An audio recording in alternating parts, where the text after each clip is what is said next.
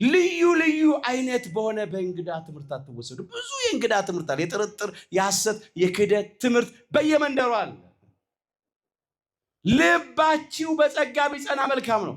በመንፈስ ቅዱስ ጸጋ ሆኖ በተሰጠን በጥምቀት ባገኘነው ልጅነት፣ በቅዱስ ሥጋው በክቡር ደሙ ጸጋ፣ በቅዱስ ወንጌል ጸጋ፣ በቅዱስ መስቀል ጸጋ ሆና በተሰጠችን በቅድስተ ቅዱሳን በንጽሕተ ንጹሐን በብጽዕተ ብፁዓን በድንግል ማርያም በወላዲተ አምላክ ቃል ኪዳን እውነት ከመሰከርን፣ ፍቅር ከዘራን፣ ጽድቅ ካደረግን እንደ ወንጀለኛ ነው የምንቆጠረው በዚች ዓለም ውስጥ። ስለዚህ የውሸት ክስ ይዘጋጃል። የውሸት ክስ ይጻፋል። ጸሐፊዎች አሉ። የውሸት ክስ ደብዳቤው እኮ ማለት እሱ ዶሴ ነው እኮ። ከዛ የሐሰት ምስክሮች ደግሞ ይገዛሉ፣ ይቆማሉ። ምናምን ምስክሮች መስክሩ ይባላል።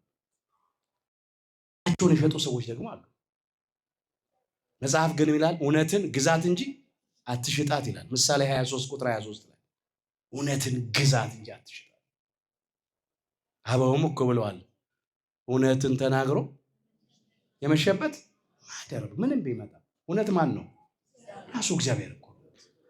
እውነት ደግሞ ሁላችንም እናማትባለን። በስመ አብ ወወልድ ወመንፈስ ቅዱስ አሃዱ አምላክ አሜን።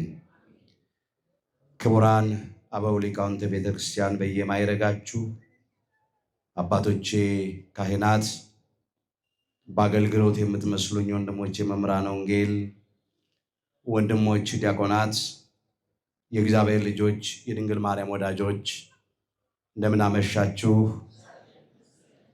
በቸርነቱ ሳይገባን የኃጢአታችንን ብዛትና የሰውነታችንን ክፋት ተመልክቶ ሳያጠፋን ዕድሜ ለንስሐ ሰጥቶ ዳግም በቅድስናው ስፍራ ሰብስቦ ስሙን እንድንጠራ ቃሉንም እንድንሰማ ይፈቀደልን የአባቶቻችን የቅዱሳን አምላክ የሰራዊት ጌታ እግዚአብሔር ስለማይነገረው ስጦታው ክብርና ምስጋና ይግባው። የእናታችን የእመቤታችን የቅድስተ ቅዱሳን የድንግል ማርያም የወላዲተ አምላክ ረድኤትና በረከት ለዘላለሙ በሁላችን ላይ አድሮ ይኖር። አምላካችን እግዚአብሔር ከነቢየ እግዚአብሔር ከቅዱስ ኤልያስ እንዲሁም ከመልአኩ ከቅዱስ ራጉኤል ረድኤትና በረከት ሁላችንንም ያሳትፈን። ይህ የምስጢር ባለቤት እግዚአብሔር አምላካችን ለሁላችንም ምስጢሩን ገልጦ ያስተምረን። የአባቶችን ርስት አልሰጥህም። መጽሐፈ ነገሥት ቀዳማዊ ምዕራፍ 20 ቁጥር 4። ለዛሬ አምላካችን እግዚአብሔር እንደረዳን መጠን በሚኖረን ጊዜ የምንማርበት የትምህርታችን ርዕስ ይሆናል። ዛሬ በዚህ ርዕስ ለመማር የመረጥንበት ምክንያታችን በቤተ ክርስቲያናችን ታሪክ መሰረት በየዓመቱ ታኅሳስ 1 ቀን ከምናስባቸው ወይም ከምናከብራቸው ቅዱሳን አባቶቻችን መካከል አንዱ የሆነውንና የአባታችን የናቡቴን የዕረፍቱን መታሰቢያ ስለምናደርግ ነው። በዚህ በታኅሳስ 1 ቀን የነቢየ እግዚአብሔር የቅዱስ ኤልያስን የልደቱን መታሰቢያ እናከብራለን።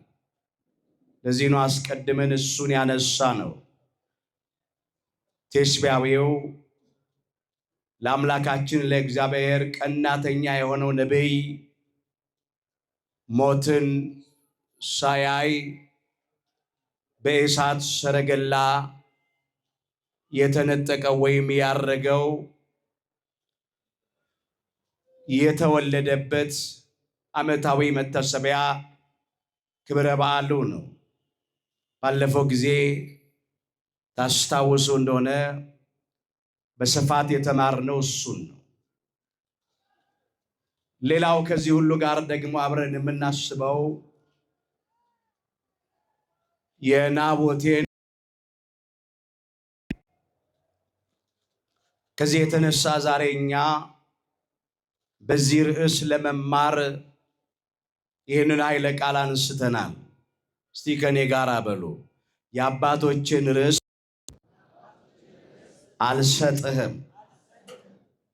መጽሐፈ ነገሥት ቀዳማዊ ምዕራፍ 20 ቁጥር 4 ርዕሳችን ነው። በዚህ ርዕስ ውስጥ በመጀመሪያ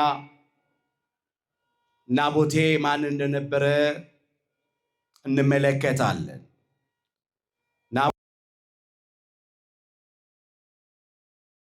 ከሞት ድረስ እንዴት እንደጸናና በመከራ እንደታገሰ ተመልክተን ዛሬኛ ከዚህ ታሪክ ልንማር የሚገባው ነገር ምን እንጠቀልለዋለን።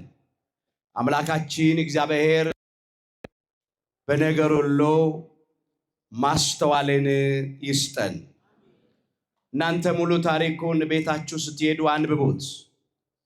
በዚህ በመጽሐፈ ነገሥት እስከ ፍጻሜ ምዕራፍ ሙሉ ታሪኩ ተመዝግቧል። እኔ ከዚህ ታሪክ ክፍል ዋና ዋና ነገሮችን አነሳለሁ ጊዜ ለመሻማት። ታሪኩ እንደዚህ ይላል። ለኢይዝራኤላዊው ለናቡቴ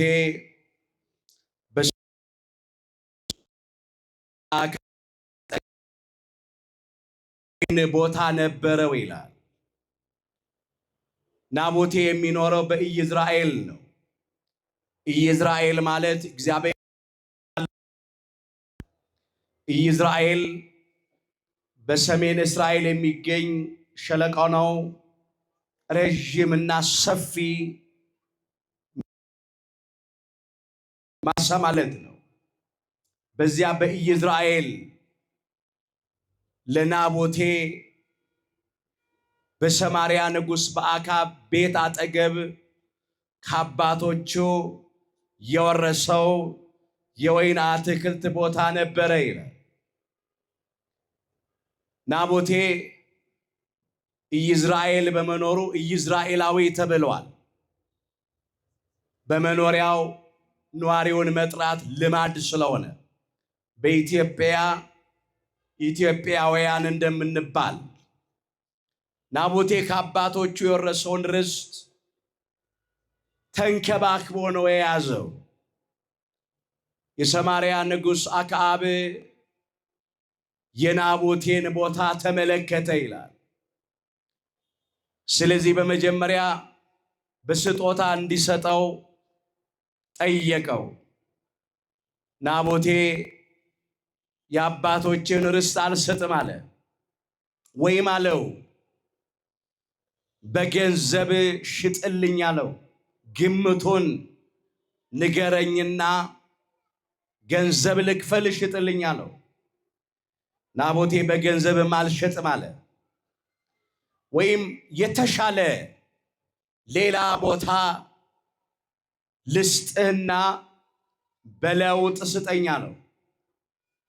ናቡቴ ግን የአባቶችን ርስት አልሰጥም፣ በሌላም ቦታ አልለውጥም፣ በገንዘብም አልሸጥም አለ። ከአባቶች ርስት የሚበልጥብኝ ርስት የለም አለ። ስለዚህ አክዓብ ንጉሡ ተቆጣ፣ ተናደደ። ወደ ቤት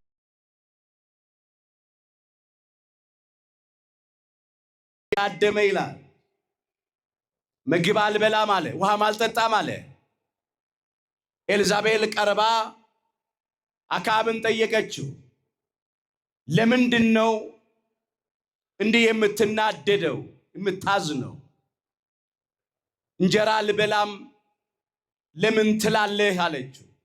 የሆነውን ነገራት። በቤቴ አጠገብ ናቡቴ የወይን ቦታ አለው። የወይን ቦታህን በስጦታ ስጠኝ ወይም በለውጥ ስጠኝ፣ ሌላ የተሻለ ርስት ልስጥህ፣ ወይም ደግሞ ግምቱን ንገረኝና ልክፈልና በገንዘብ ሽጥልኝ አልኩት። ሁሉንም እምቢ አለ። ስለዚህ እኔ የተናደድኩት አላት።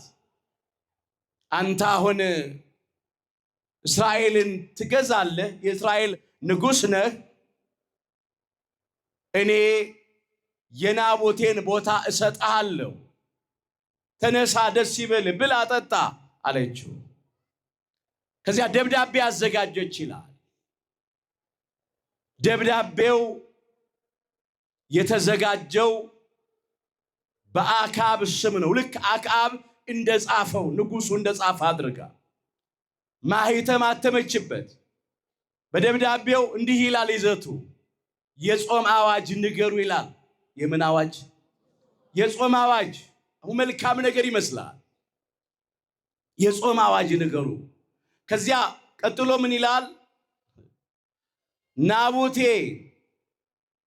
በሕዝብ ሁሉ ፊት አቆሙትና ምናምንቴዎች ሐሰተኞች ምስክሮች አቀርባችሁ በሐሰት አስመስክሩበት። ምን ብላችሁ? ናቡቴ እግዚአብሔርንና ንጉሡን ሰድቧል ብለው ይመስክሩበት። ሁለት ምናምንቴ ምስክሮች። ከዚያም በድንጋይ ወግራችሁ ግደሉት ይላል። ከላይ ግን ሽፋኑ የጾም አዋጅ ነው የሚለው።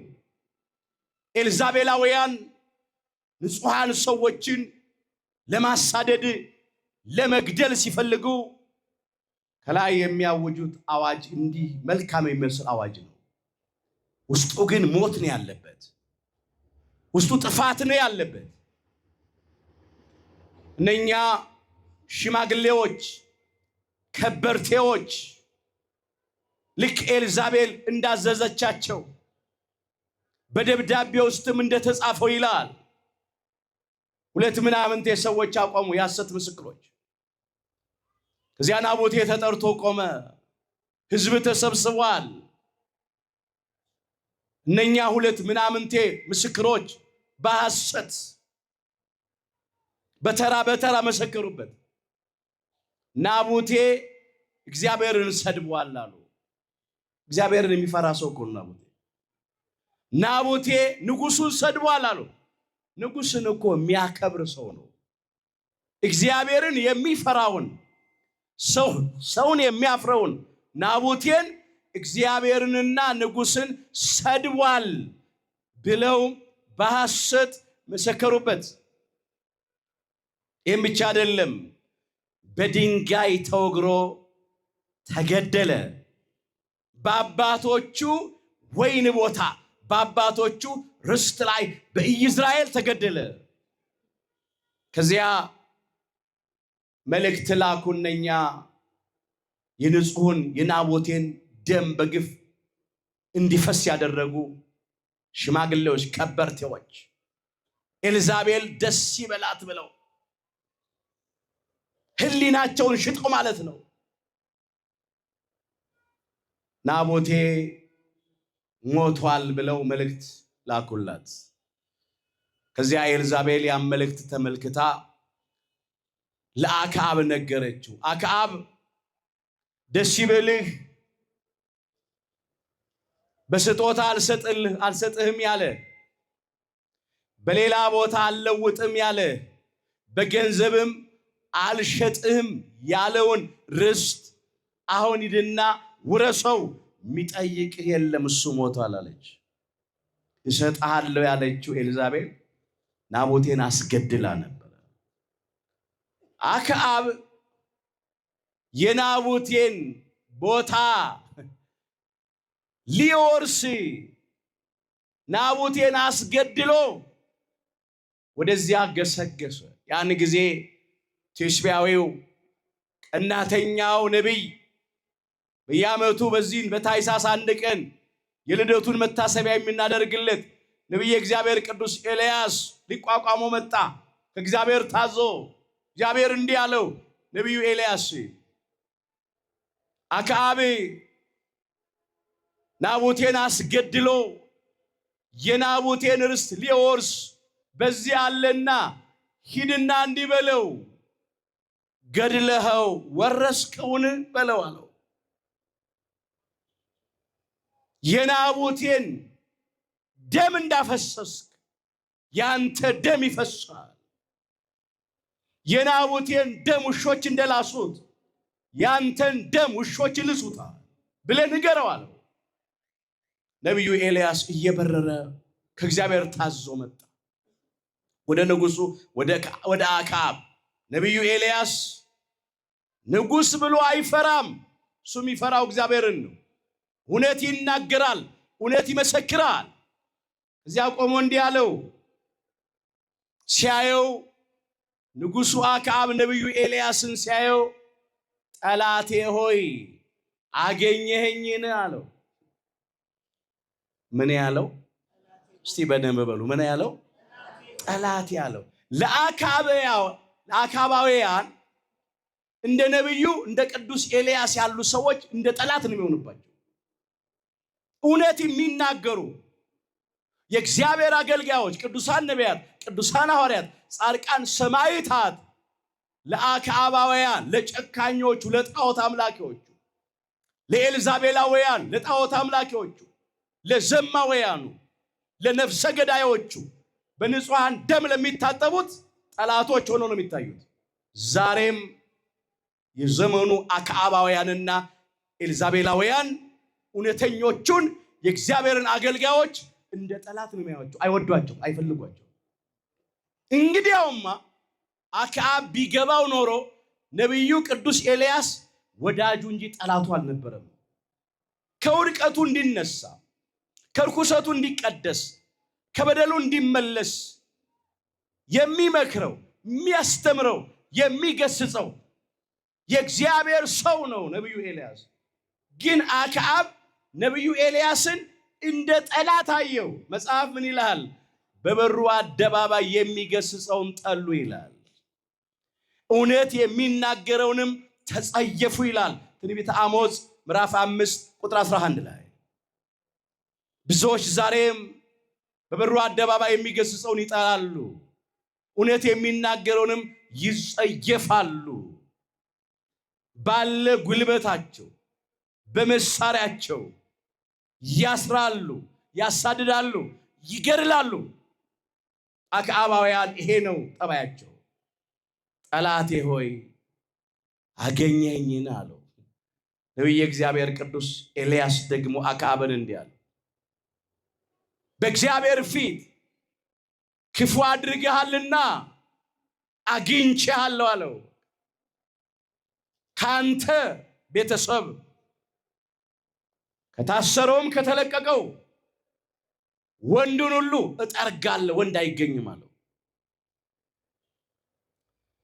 አንተ ናቡቴን እንዳስገደልክ አንተም ትሞታለህ፣ ደምህን ውሾች ይልሱታል፣ ኤልዛቤልም ውሾች ይበሏታል፣ ስም አጠራሯ ይጠፋል ብሎ ተናገረ። መጽሐፍ ምን ይላል? በእግዚአብሔር ፊት ክፉን ያደርግ ዘንድ ኤልዛቤል እንደነዳችው እንደ አክዓብ አይነት ሰው አልነበረም ይላል። ማን እንደነዳችው? ኤልዛቤል እንደነዳችው። እግዚአብሔር አምላካችን እንደ እንስሳ ከመነዳት ሁላችንንም ያድነን። ተነዳ የሚነዱ እንስሳት ናቸው። እዚህ አንደኛ ነገሥት ምዕራፍ 20 ከቁጥር 22 ጀምሮ ያለውን ታሪክ ተመልከቱ ባካችሁ።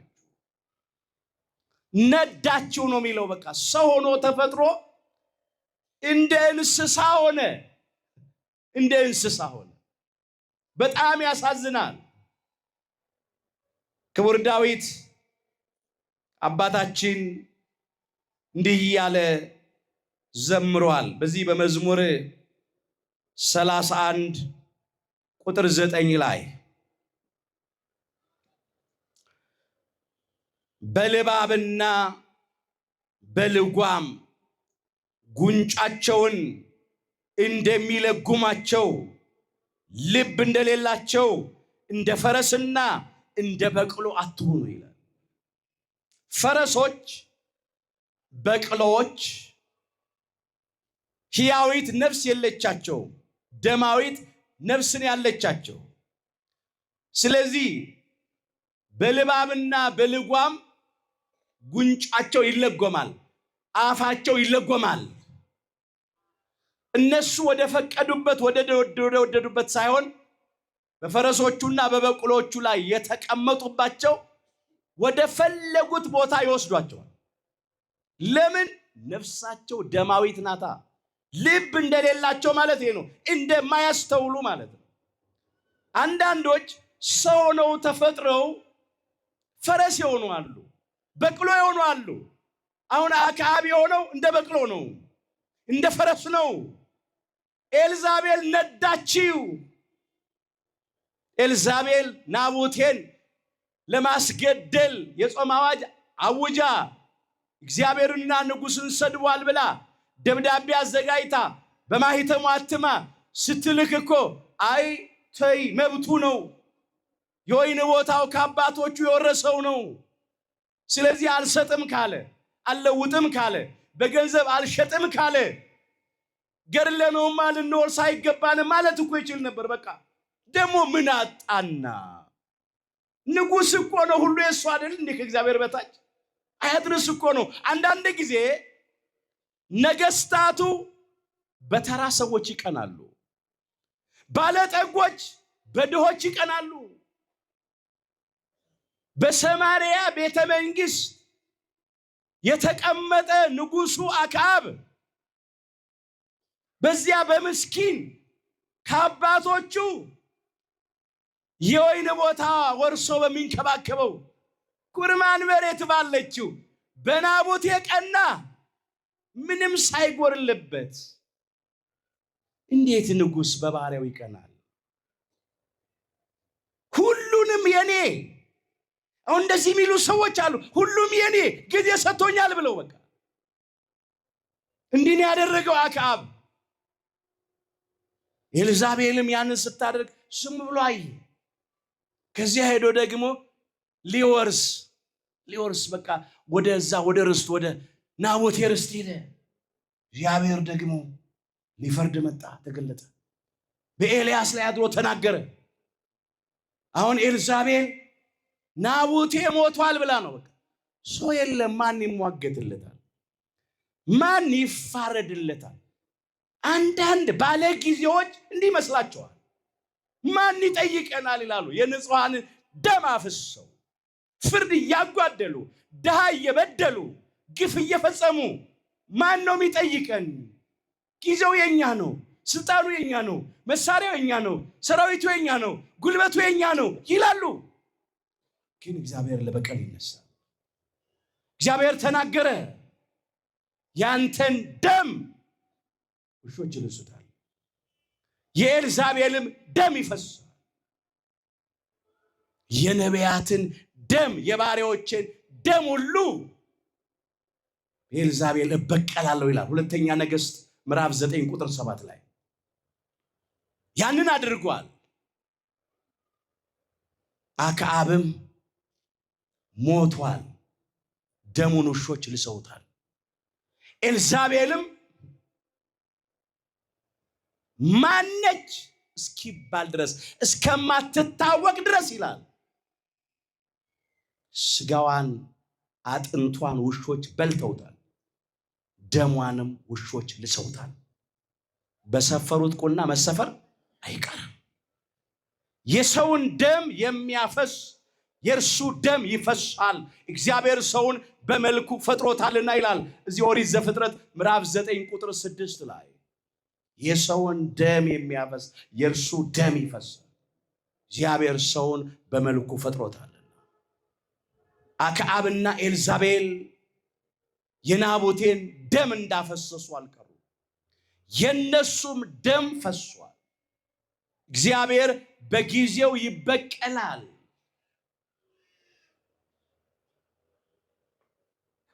የእግዚአብሔር የበቀል ጊዜ አለ፣ የፍርድ ጊዜ አለ። አንዳንድ ጊዜ እግዚአብሔር እንደማይሰማ ዝም ይላል፣ ይታገሳል። ትዕግስት የባህሪው ስለሆነ ብዙ ዘመን ስለሚሸከም ፈጥኖ ስለማይፈርድ፣ ግን እግዚአብሔር ጊዜውን ጠብቆ ይፈርዳል። ከእጄ የሚያመልጥ የለም ይላል ትንቢተ ኢሳይያስ ምዕራፍ 43 ቁጥር 13 ላይ። ከእግዚአብሔር እጅ የሚያመልጥ ሰው የለም። መስሏቸው እነ አክዓብ፣ መስሏቸው እነ ኤልዛቤል ግን አላመለጡም። ለትንሽ ጊዜ ይመስላል፣ ግን እግዚአብሔር ጊዜውን ጠብቆ ይፈርዳል። ታሪኩ ባጭሩ ይህን ይመስላል። ከዚህ ታሪክ ምን እንማራለን? ብዙ ማለት ይቻላል፣ ግን ወደኛ ህይወት እናምጣው። ጊዜ ለመሻማት ነው። ዛሬ በዘመናችን እግዚአብሔር የሚፈልገው እንደ ናቡቴ አይነት ሰው ነው። እንደ አክዓብ ያሉ ብዙ አሉ በዓለማችን ውስጥ። እንደ ኤልዛቤል ያሉ ጨካኞች ብዙ አሉ። አሁን እግዚአብሔር እንደ ናቡቴ ያለ ሰው ይፈልጋል። ምናምንቴ ምስክሮች፣ የሐሰት ምስክሮች ሞልተዋል። እነሱን አይደለም እግዚአብሔር የሚፈልገው። እነኛ የንግስቲቱ የኤልዛቤልን ፈቃድ የሚፈጽሙ ህሊናቸውን የሸጡ ሽማግሌዎች፣ ከበርቴዎች አይነቶች ሞልተዋል። አሁን እግዚአብሔር እንደ ናቡቴ አይነት ሰው ይፈልጋል። ናቡቴ ስለ አባቶቹ ርስት ነው እስከ ሞት ድረስ የታመነው። እግዚአብሔር ሁላችንንም እንደ ናቡቴ ስለ አባቶቻችን ርስት፣ ስለ ሃይማኖታችን እስከ ሞት ድረስ እንድንታመን በቸርነቱ ይርዳል። ናቡቴን መሆን አለብን ዛሬ። ናቡቴ ከአባቶቹ ርስት ወረሰ። ርስት የሃይማኖት ምሳሌ ነው። ሃይማኖት ርስት ነው። ከአባቶቻችን ያወረሱን ርስት ለሰማያዊ ርስት፣ ለመንግሥተ ሰማያት ክብር የሚያበቃን ሃይማኖት ነው። ያለ እምነት እግዚአብሔርን ደስ ማሰኘት አይቻልም። ዕብራውያን ምዕራፍ 11 ቁጥር 6 ያለ እምነት ያለ ሃይማኖት እግዚአብሔርን ደስ ማሰኘት።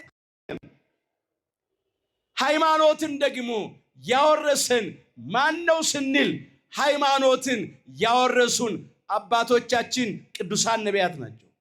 አባቶቻችን ቅዱሳን ሐዋርያት ናቸው። አባቶቻችን ጻድቃን ሰማዕታት ናቸው። እውነተኞቹ ሊቃውንተ ቤተክርስቲያን ናቸው።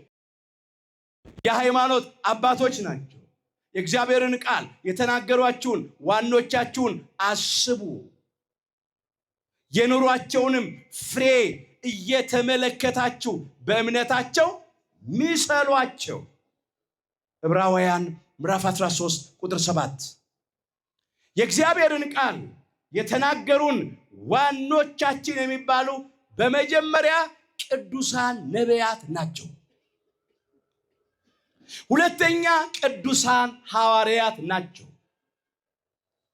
ኋላ ጻድቃን ሰማዕታት ናቸው። የእግዚአብሔርን ቃል የተናገሩንን ዋኖቻችንን ቅዱሳን ነቢያትን እናስብ፣ ቅዱሳን ሐዋርያትን እናስብ፣ ጻድቃን ሰማዕታትን እንመልከት። የኑሯቸውን ፍሬ እየተመለከታችሁ የምናቸውን ፍሬ? የኑሯቸውን ፍሬ። ናቡቴ ከአባቶቹ ርስት ከዚያ ወይን ቦታ የሚበላውን ፍሬ ያውቃል። ፍሬውን ስለሚያውቅ የፍሬውን ጣዕም ያውቀዋል። የወይኑን ፍሬ ጣዕም ያውቀዋል።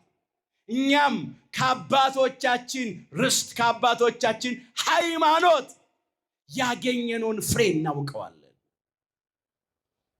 በአባቶቻችን ሃይማኖት ስንኖር ሕይወት አለ፣ ድህነት አለ፣ ፈውስ አለ፣ የእግዚአብሔር በረከት አለ፣ ሰላም አለ፣ እረፍት አለ፣ ደስታ እርካታ አለ፣ መጽናናት አለ። በአባቶቻችን ርስት በአባቶቻችን ሃይማኖት ስንኖር እግዚአብሔር የምድሩን በረከት ያበላናል፣ የሰማዩንም ርስት ያወርሰናል። እሺ ብትሉ ብትታዘዙ የምድርን በረከት ትበላላችሁ። ትንቢተ ኢሳይያስ ምዕራፍ 1 ቁጥር 19 የመታዘዝ ውጤት ነው።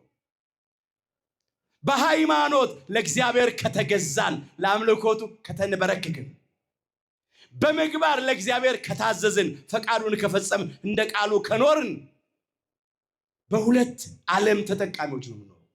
የምድርን በረከት እንበላለን፣ የሰማይንም ርስት እንወርሳለን። በሰላም በደስታ እንኖራለን። የሚያስጨንቀን ነገር አይኖርም። ናቡቴ በቁሙ የአባቶቹን ወይን ቦታ ነው አስቦ የአባቶችን ርስት አልሰጥም አለ። ከአባቶቼ ርስት ምንም አይበልጥብኝም። እሱ ያሰበው በቁሙ ያንን ምድራዊ ርስት ነው። እኛ አሁን ከምንም የምናስበው ሰማያዊን ርስት መንግሥተ ሰማያትን የምንወርስበትን ከአባቶቻችን የወረስነውን ርስት ሃይማኖት ነው። አባቶቻችን ሃይማኖትን አውርሰውናል። ያውም ሃይማኖት ሲያወርሱን ውድ ዋጋ ከፍለው ነው። ቅዱሳን ነቢያት ስጋቸውን ቆርሰዋል፣ ደማቸውን አፍስሰዋል፣ አጥንታቸውን ከስክሰዋል፣ እስከ ሞት ድረስ ታምነዋል፣ መከራ ተቀብለዋል። ቅዱሳን ሐዋርያትም ከዚያ በኋላ ጻድቃን ሰማዕታትም እንደ ሽንኩርት እየተላጡና እየተከተፉ በድንጋይ እየተወገሩ ወደ አናብስት ጉድጓድ እየተወረወሩ በሰይፍ እየተቀሉ በእሳት እየተቃጠሉ ቁልቁል እየተሰቀሉ በመጋዝ እየተሰነጠቁ በወፍጮ እየተፈጩ በሙቀጫ እየተወቀጡ ብዙ ዋጋ ከፍለው ሃይማኖትን አውርሰውናል። እስቲ እናመስግናቸው፣ በረከታቸው ይደርብን።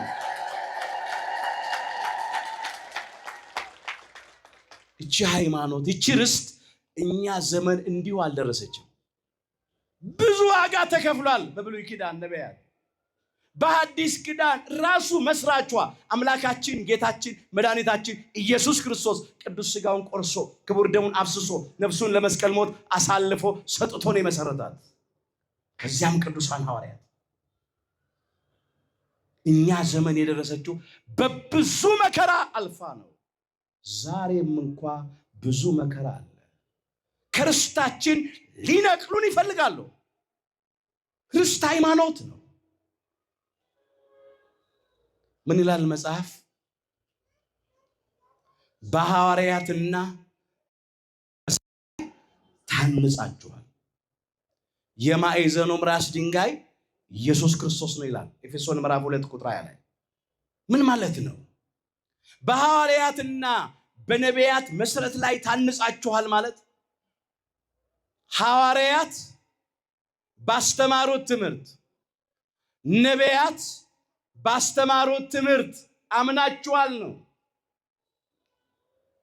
ነቢያት በተናገሩት የትንቢት ቃል አምናችኋል። ሐዋርያት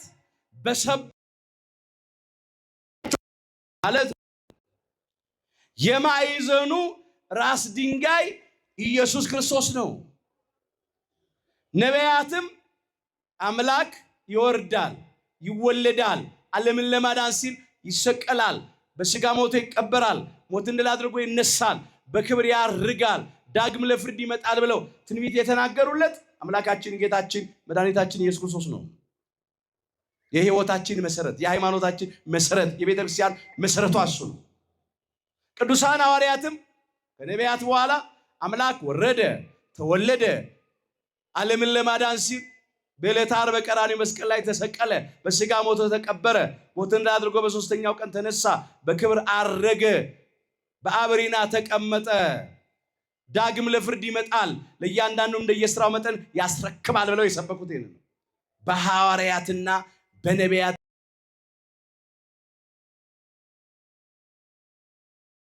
እሱ እምነት ጸንቶ መኖር ነው። የነሱን አምላክ እያመለኩ መኖር ነው። የኛ አምላክ የአባቶቻችን የቅዱሳን ነቢያት አምላክ እግዚአብሔር፣ የቅዱሳን ሐዋርያት አምላክ እግዚአብሔር፣ የጻድቃን የሰማዕታት አምላክ እግዚአብሔር ነው። ክብር ምስጋና ይግባው። እሱን እያመለክን ነው የምንኖረው። የአባቶቻችን ርስት ነው ወገኖች። ከአባቶቻችን ርስት የሚበልጥ ርስት አንፈልግም እኛ። ከአባቶቻችን የሚበልጥብን ሃይማኖት የለም በፍጹም።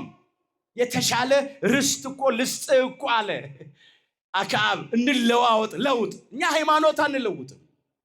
ለምን? ከአባቶቻችን የተሻለ ሃይማኖት የለም። ከአባቶቻችን የሚበልጥ አይደለም። ከአባቶቻችን የሚስተካከል ሃይማኖት የለም። ሃይማኖት አንዲት ናት። ክብር ምስጋና ለአምላካችን ለእግዚአብሔር። ሃይማኖት ስንት ናት? አንዲት። አንድ ጌታ ቀጥሉ እስቲ። አንድ ጌታ፣ አንድ እምነት፣ አንዲት ጥምቀት። ኤፌሶን 4:4 ጀምሮ ሁላችንም እናውቀው። 2-3 ሃይማኖት የለም። እውነተኛው ሃይማኖት አንድ ነው። የናቡቴ ርስት ስንት ነበረች? አንድ። ከማን ወረሳት? ከአባቱ። እኛም ከአባቶቻችን የወረስናት ርስት፣ ፍሬ ያለባት ርስት፣ ፍሬ ሕይወት ያለባት ርስት፣ ፍሬ ድህነት ያለባት ርስት የአባቶቻችን ሃይማኖት ናት። አንዲት ናት። ቅዱስ ጴጥሮስ እንደዚህ ብሎ መዝግቧል።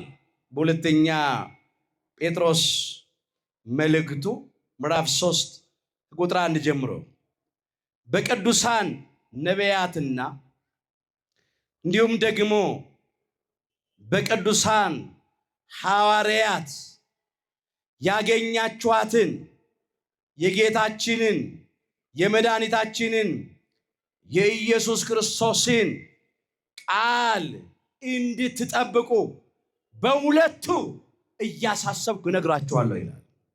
በሁለቱ በቅዱሳን ነቢያትና በቅዱሳን ሐዋርያት። እንግዲህ ቅዱሳን ሐዋርያትም ቅዱሳን ነቢያትም በዘመን አይገናኙም። ቅዱሳን ነቢያት በነበሩበት ዘመን ቅዱሳን ሐዋርያት የሉም።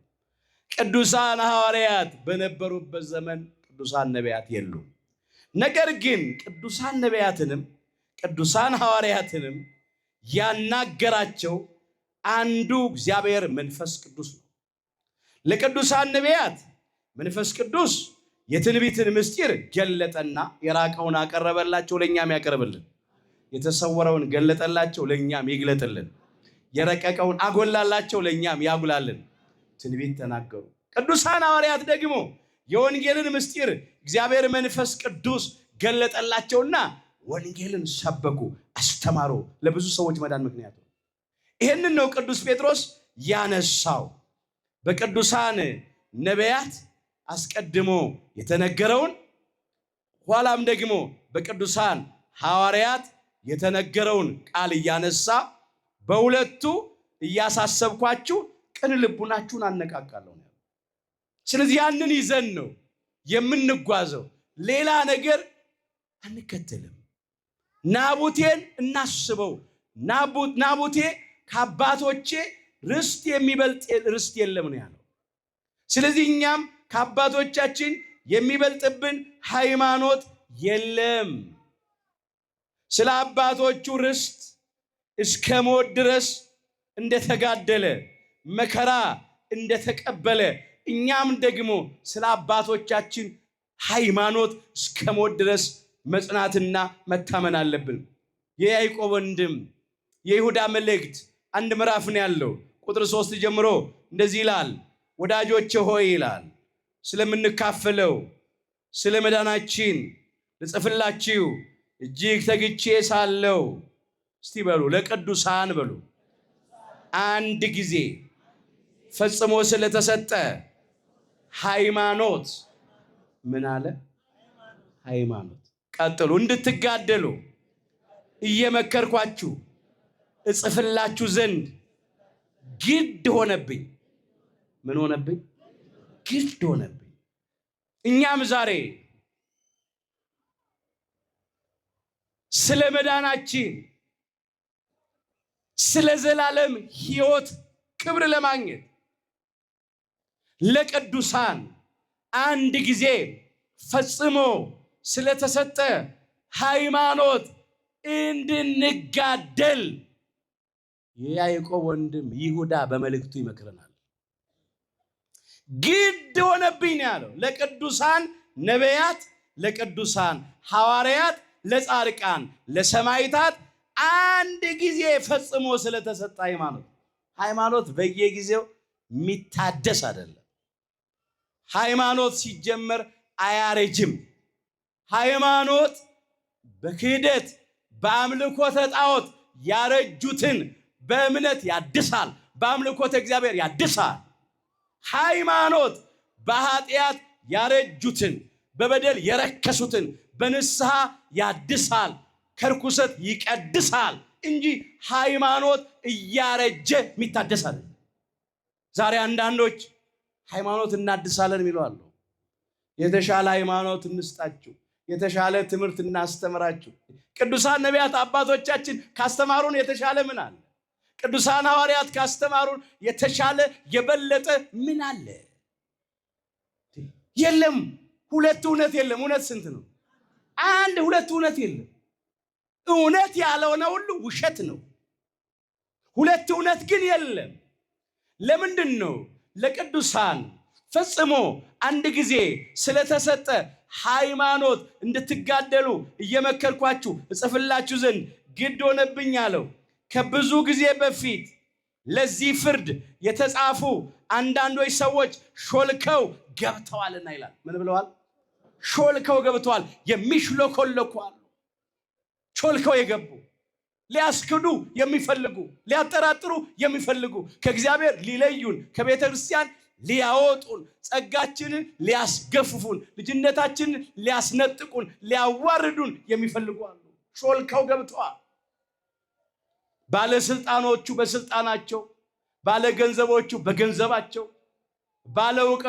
ባለእውቀቶቹ በእውቀታቸው ሊያታለሉን ይፈልጋሉ። ተመሳስለው ማለት ነው። እያባበሉ፣ እያታለሉ፣ እየሸነገሉ።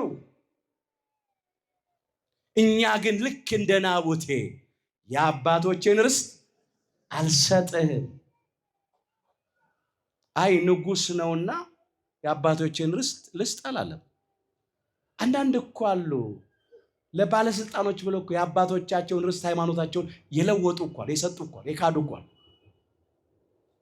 አይ እገሌ የሚባለው ንጉሥ ቅር ከሚለው ንጉሥ፣ እገሌ የሚባለው ሀገር መሪ ወይ ፕሬዝዳንት ወይ ሚኒስቴር ወይ ጠቅላይ ሚኒስቴር ቅር ከሚለው ብለው ሃይማኖታቸውን የካዱ እኮ አሉ። ወደው ፈቅደው እሱን ደስ ይበለው ብለው። ናቡቴ ግን ምን አለ? የአባቶችን ርስት ንጉሥም ብትሆን ምን አለ? አልሰጥህም። ትላንት አልነበረም ንጉሱ፣ ዛሬ አለ፣ ነገ ደግሞ አይኖርም። በባህሪው ሞት የሌለበት፣ በመንግስቱ ሽረትና እልፈት ለውጥ የሌለበት የዘላለም ንጉሥ አምላካችን እግዚአብሔር ነው። ክብር ምስጋና ይግባው። እሱ ነው ንጉሳችን።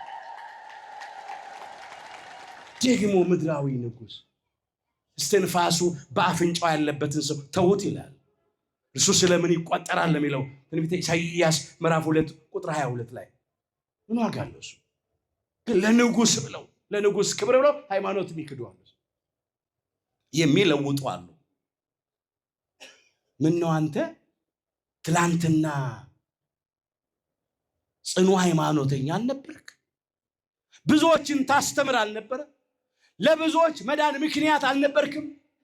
የሕፃናት አስተማሪ፣ በጨለማ ላሉት ብርሃን አልነበርክም ሲባል አይ እሱን እንዳይከፋው ብዬ ነው ይላል። መሪውን ማለት ነው። እዛ ውስጥ የተዘፈቃል። እግዚአብሔር ያውጣልን። የተዘፈቁ ሰዎች፣ የአባቶቻቸው ርስት ሃይማኖታቸውን የሸጡ ሰዎች፣ በገንዘብ ደግሞ የሸጡ ሰዎች፣ ለሚጠፋ ብር ብለው ሃይማኖታቸውን የለወጡ የካዱ አሉ። ምንም አይነት ገንዘብ ብታቀርብልኝ አለ እኮ ናቡቴ የአባቶችን ርስት በገንዘብ ልሸጥልህ አልችልም፣ አልሸጥም። ከአባቶቼ ርስት ያንተ ገንዘብ አይበልጥብኝም። ዛሬም እንዲህ እንበል፣ ከአባቶቻችን ሃይማኖት ገንዘብ አይበልጥብንም። ገንዘብን መውደድ የክፋት ሁሉ ስር ነው። አንዳንዶችም ይሄን ሲመኙ ከሃይማኖት ተሳስተው በብዙ ስቃይ ራሳቸውን ወጉ ይላል አንደኛ ጢሞቴዎስ ምዕራፍ 6 ቁጥር 10 ላይ። አንዳንዶች ገንዘብን ወደው ሃይማኖታቸውን ክደዋል። ህሊናቸው እያወቀው በምድር ለመክበር ብለው ባለጸጎች ለመሆን ብለው ዘመነኛ መኪና ለማሽከርከር በተንጣለለ ቪላ ቤት ውስጥ ለመኖር ዘመናዊ መኪና ለማሽከርከር ብለው ለዛ ብለው ሃይማኖት የካዱ የለወጡ የአባቶቻችን ርስት ሃይማኖታቸውን የተው ሰዎች አሉ። ናቡቴ ግን እምቢ አለ። አንዳንዶች ለሚፈነግል ወንበር ብለው ደግሞ የዘንድሮ ስልጣን የዛፍ ላይ እንቅልፍ እኮ ነው። ሰው ዛፍን አምኖ ዛፍ ላይ ይተኛል። ሰው ዛፍ ላይ ቢተኛ እኮ ከዛፍ ላይ ወድቆ ፍንግል ብሎ ይሞት ምኑ ነው? ግን ለምድራዊ ስልጣን ብለው ደግሞ ሃይማኖት የለወጡ አሉ። ናቡቴ እኮ ከአካብ ጋራ ቢስማማ ምናልባት ከዛ ወስዶ የተሻለ ቦታ ላይ ያስቀምጧል። ስልጣንም ምናምን ሊሰጠው ይችላል በቤተ መንግስቱ። ግን ጣዖት አምላኪ ንጉስ በነቢያት ደም መዛመድ መወዳጀት የእሱ አገልጋይ መሆን። አክዓብ እኮ ጣዖት አምላኪ ነው። ኤልዛቤል ጣዖት አምላኪት ናት። ኤልዛቤል እኮ ዘማዊት ናት። ኤልዛቤል እኮ በንጹሃን ደም የምትታጠብ ነፍሰ ገዳይ እኮ ናት። ናቡቴ ግን በፍጹም ከጣዖት አምላኪያን ጋር ከነፍሰ ገዳዮች ጋር ህብረት የለኝም።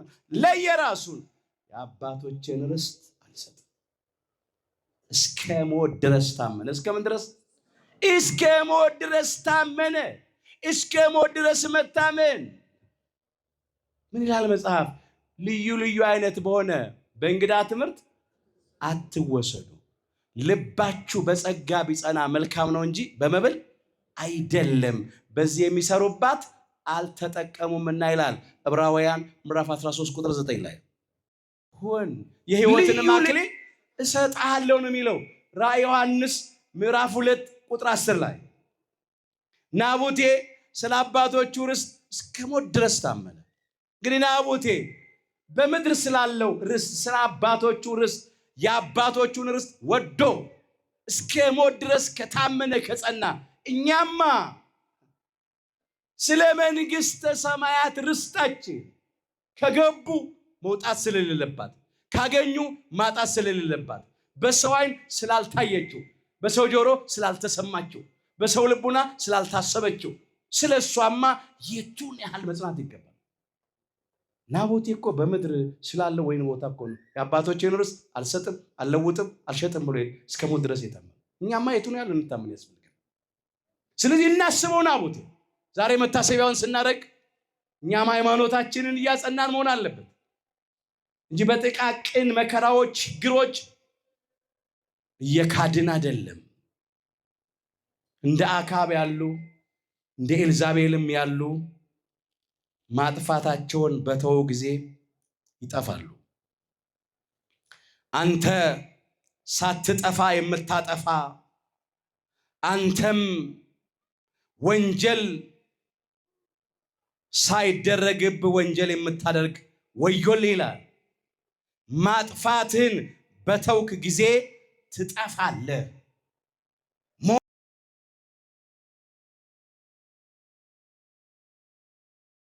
ምዕራፍ 33 ቁጥር 1 ጀምሮ አክዓብና ኤልዛቤል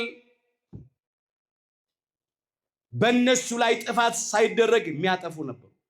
በእነሱ ላይ ወንጀል ሳይደረግ ሰዎችን የሚወነጅሉ ነበሩ። ግን ጽዋው ሲሞላ አጥፊዎቹ ጠፉ፣ ወንጃዮቹ ተወነጀሉ። የንጹሃንን ደም እንዳፈሰሱ የእነሱም ደም ፈሰሰ። እግዚአብሔር እውነተኛ ዳኛ ነው። ለሰው ፊት አይቶ አያዳላም። አንዳንድ ምናምንቴ ምስክሮች አሉ ዛሬ ምናምንቴዎች ከመሆን ያድነን። ራሱ ቃሉ የሚለው ታሪኩን ስታየው ምናምንቴ ሰዎች፣ ሐሰተኞች፣ በቃ ልክ እንደ እውነት አድርገው። አሁን እኮ አንዳንድ ጊዜ ፍርድ ቤት ውስጥ ዳኞች ይቀመጣሉ፣ ይሰየማሉ። የሐሰት ምስክር ይዘጋጃል። ምን ኤልዛቤል እንዳዘጋጀች። ናቡቴ እግዚአብሔርንና ንጉሥን ምን ብሏል? ሰድቧል። አሁን ናቡቴ እግዚአብሔርን ሰድቧል። ምን ብሎ? ናቡቴ ንጉሡ አካብን ሰድቧል። ምን ብሎ? ናቡቴ እኮ ያለው አንድ ነገር ምንድን ነው? የአባቶቼን ርስት አልሰጥም። እሱ ግን ስድብ ሆነ። ዛሬም ሃይማኖታችንን አንሰጥም፣ አንለውጥም፣ አንሸጥም ብለን ካልን እውነት ከመሰከር እውነት ደግሞ አርነት ያወጣል። ግን አንዳንዶቻችን እየዋሸን በሐሰት የሐሰት ምስክር ይገዛል፣ ይቆማል። ከዛ ልክ እንደ እውነት አድርጎ ይመሰክር። ወገኖች የታሰሩ ሁሉ ወንጀለኞች እንዳይመስሏችሁ። አንዳንድ ጊዜ ንጹሐኑ እስር ቤት ሆነው ወንጀለኞቹ ውጭ እንደፈለጋቸው ይመላለሳሉ ያለ ጠያቂ። የዓለም ዳኝነት እኮ አስቸጋሪ ነው። ዓለም እኮ በርባንን ፈታ ለቃ ንጹሕን አምላክ ሰቅላ የገደለች ነች። የሰላምን አምላክ፣ የሰላምን አባት፣ የሰላምን አለቃ፣ የሰላምን ንጉሥ ሰላማዊ ኢየሱስ ክርስቶስን ሰቅላ ገደለች። ምንም በፈቃዱ ለድነት ዓለም ለቤዛ ዓለም መስዋዕት ሆኖ ቢቀርብም ዓለም ግን በግፍ ነው ሰቅላ የገደለችው። በከንቱ ያለምንም ምክንያት እንከን የማይወጣለት ነውር ነቀፋ የሚያገኝበት ኃጢአት ለባህሪው የማይስማማው ንጹሕ ባህሪ ጻድቅ ባህሪ የሆነ አምላክ ነው። ዓለም ግን ጠባይዋይ ነው። ወንበዴውን፣ ማጅራት መቺውን፣ ነፍሰ ገዳዩን በርባንን ግን ፈታ ለቀቀች። ዛሬም ስንት በርባኖች እንደፈለጋቸው ይመላለሳሉ። ብዙ በርባኖች እኮ አሉ በዓለም ውስጥ። በሀገራችን በኢትዮጵያም ብዙ በርባኖች አሉ። ማጅራት መቺዎች፣ ነፍሰ ገዳዮች፣ ወንበዴዎች። አንዳንድ ጊዜ ሊታሰሩ የሚገባቸው አሳሪ ሆኖ እናገኛቸው። ሊፈረድባቸው የሚገባቸው ዳኛ ሆነው ፍርድ ወንበር ላይ ተቀምጠው እናያቸዋለን። ሊጠየቁ የሚገባቸው አቃቤ ሕግያን፣ እነሱ ግን ሕግ እየጠቀሱ በንጹሐን ላይ ሲያስፈርዱ እናያለን፣ እንሰማለን። ምን የማይፈጸም ግፍ አለ። ግን የበቀል አምላክ እግዚአብሔር ይበቀላል። ጊዜውን ጠብቆ ይበቀላል። የናቡቴ ደም እንዲሁ እንደፈሰሰ ደሙን ያፈሰሱ ደማቸው ፈሷል። ዛሬም አንዳንድ ጊዜ ስናይ ምን ነው የት ነው ያለው እግዚአብሔር? ምን እስክንሆን ድረስ ነው እንላለን። ግን እግዚአብሔር ጊዜ አለው። የኛ ድርሻ መታመን ነው፣ መጽናት ነው፣ መጠበቅ ነው። እስቲ በሉ የተሰጠህን አደራ በሉ ጠብቅ። አንደኛ ጢሞቴዎስ ምዕራፍ 6 ቁጥር 20 የተሰጠን አደራ ምን በል? ጠብቅ። ናቡቴ ከአባቶቹ የሰጠውን አደራ ምን አደረገ? ጠበቀ። በሕይወት እያለው የአባቶችን ርስት አልሰጥም፣ በሌላ ቦታ አልለውጥም፣ በገንዘብም አልሸጥም። እኛም አደራችን ጠብቅ። አባቶቻችን ነው ሃይማኖትን አደራ ያሉ። ለሚቀጥለው ትውልድ ማስረከብ አለብን። እነሱ ብዙ ዋጋ ከፍለው አስረክበውናል። ብዙ ዋጋ ከፍለው በማይመች ነገር ውስጥ ነው የምላችሁ። እኛ ካወቅንበት እኮ ብዙ የሚመች ነገር አለ። ሃይማኖትን ለማውረስ ስርዓትን ለማውረስ ለትውልዱ በጣም ብዙ የሚመች ነገር አለ። ግን አንዳንዶቻችን ሰንፈናል። እግዚአብሔር በእውነት እንደ አባቶቻችን ያለ ጽናት ለሁላችንም ይስጠን። የአባቶችን ርስት አልሳትም። የመጀመሪያ እምነታችን እስከ መጨረሻ አጽንተን ብንጠብቅ የክርስቶስ ተካፋዮች ሆነናል ይላል እዚህ ዕብራውያን ምዕራፍ 3 ቁጥር 14 ላይ። የመጀመሪያ ሃይማኖታችን እስከ መጨረሻ እውቀታ ድረስ አጽንተን ብንጠብቅ የክርስቶስ ተካፋዮች ሆነናል። ገብቶ ከመውጣት አምኖ ከመካድ ጀምሮ ከማቋረጥ እግዚአብሔር ሁላችን ይሰውረን። ነበርኩ ማለት አይሰራም፣ ሆኖ መገኘት ያስፈልጋል። አሁን ብዙ ሰዎች የዛሬን ያደርገውና እንዲህ ነበርኩ ይላሉ። እሱ ዋጋ የለውም፣ ትርጉም የለውም። ሆኖ መገኘት ነው። ይሰማላችሁ፣ ብዙ ነገር ትሰማላችሁ። እሱማ የዛሬን ያደርገውና የዛሬው ሰይጣን ዲያብሎስ የቀድሞ እኮ ሳጥናኤል ነበር፣ የመላእክትም አለቃቸው ነበር። በትዕቢቱ አምላክነትን ቀምቶ ለመውሰድ ሽቶ ላይነሳ ወድቋል፣ ላይከብር ተዋርዷል፣ ተመልሶ ላይገባ ወጥቶ ቀርቷል። ነበርኩ አይሰራም። እንዲህ የሚሉ ሰዎች ስላሉ አሁን ያስቆሮቱ ይሁዳ ከ12 ሐዋርያት አንዱ ነበርኩ ቢል ማን ይሰማዋል? የበላበትን ወጭት የሰበረ ነው። የጎረሰጠባት የነከሰ ነው። የታጠበበትን እጅ የረገጠ ነው። ጸጋውን ያክፋፋ ነው። የዘላለሙን ጌታ በ30 ብር የሸጠ ነው። አምላኩን በመሳም አሳልፎ የሰጠ ነው። ጨው ሆና አልጫውን ዓለም አጣፍጥ ተብሎ ለራሱ አልጫ የሆነ ነው። እንኳን ሌላው ሊያጣፍጥ ብርሃን ሆነ። በወንጌል ብርሃንነት፣ በፍቅር ብርሃንነት ጨለማውን ዓለም አብራ ተብሎ ለራሱ የጨለመበት ሐዋርያ ነበርኩ ቢል ማንም አይሰማም። እና አርዮስ ወልድ ፍጡር ያሉ ከሊቃውንቱ አንዱ ነበር የሚሉ ማንም አይሰማቸው። እነ ንስጥሮስ ድንግል ማርያም ወላዲተ አምላክ አትባልም የሚሉ ከጳጳሳት ነበርን ቢሉ ማንም አይሰማቸው። ነበርኩ አይሰራም። አሁን መነኩሴ ነበርኩ፣ ካህን ነበርኩ፣ መሪጌታ ነበርኩ፣ ሰባኪ ነበርኩ፣ ዘማሪ ነበርኩ፣ ዘማሪት ነበርኩ፣ ዲያቆን ነበርኩ፣ ቆራቢ ነበርኩ፣ ያልደረስኩበት ገዳም የለም ይሏቸዋል። ግን ሃይማኖታቸውን ወይ አሳልፈው ሰጥተዋል፣ ወይ በሌላ ሃይማኖት ለውጠዋል፣ ወይ በገንዘብ ሸጠዋል። ከአባቶቻቸው ርስት ተነቅለዋል። ከአባቶቻቸው ርስት ተነቅለው የጠላት ምጫ ያመልሶ ያምጣል።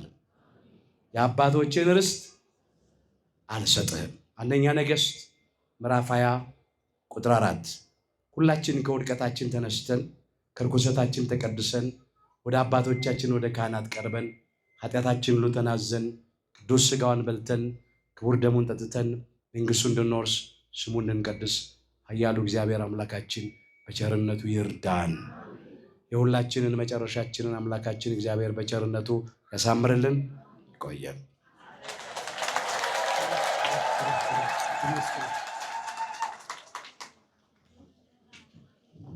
በመምህራችን ላይ አድሮ የመከረን የገሰጸን ያስተማረን የአባቶቻችን የመምህራን የሊቃውንት አምላክ እግዚአብሔር ይክበር ይመስገን። ክብር ምስጋና ይድረሰው። አመስግኑት እግዚአብሔርን። መምህራችን መምህር ዘላለም ወንድሞ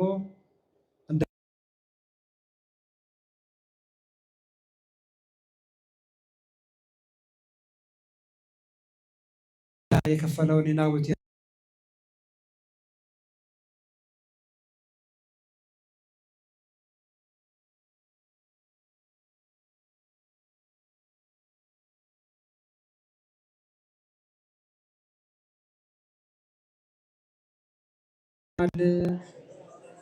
ቃለ ሕይወት ያሰማልን፣ ቃለ ሕይወት ያሰማልን።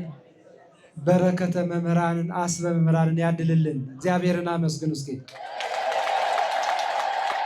እንግዲህ በማርቆስ ወንጌል